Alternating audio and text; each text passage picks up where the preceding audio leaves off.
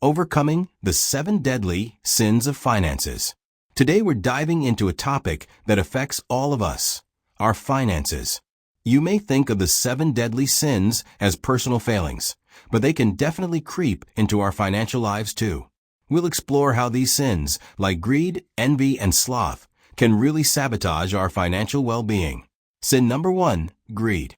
The trap, always wanting more, constantly striving for more, and never being satisfied. The impact can lead to risky investments, overspending, and ultimately, financial ruin.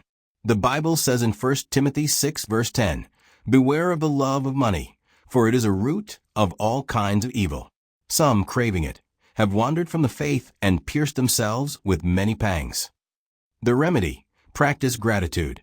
Focus on needs over wants, and learn to be content with what you have. The Bible says in 1 Timothy 6 verses 6 to 7, "But godliness with contentment is great gain. For we brought nothing into the world, and we can take nothing out of it." Sin number 2, envy.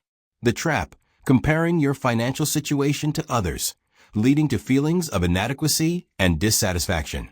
The impact can drive you to make impulsive financial decisions, like buying things you can't afford, to keep up with perceived standards.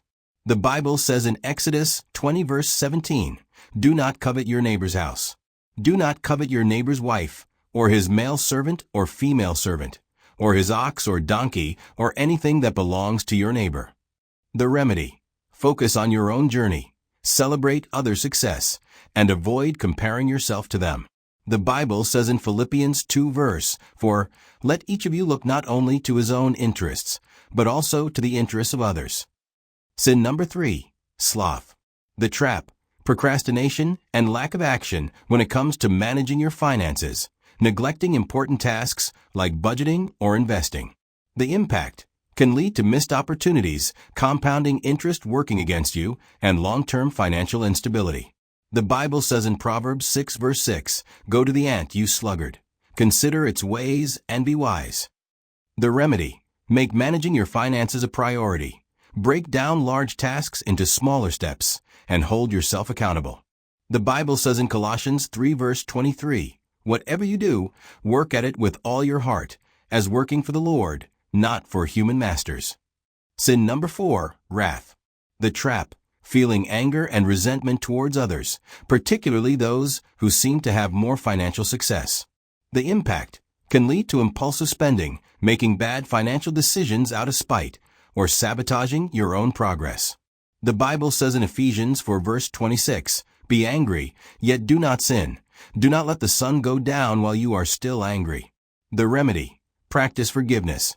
Focus on building your own financial success, and understand that everyone's journey is different.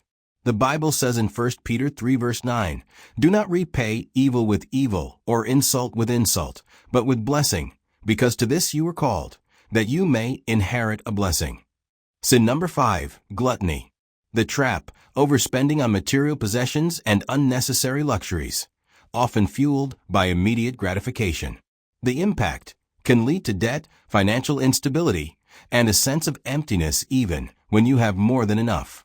The Bible says in Matthew 6 verse 19, "Do not store up for yourselves treasures on earth, where moth and rust destroy, and where thieves break in and steal." The remedy: create a budget based on virtuous character. Prioritize experiences over material possessions, and consider the long-term impact of your spending habits.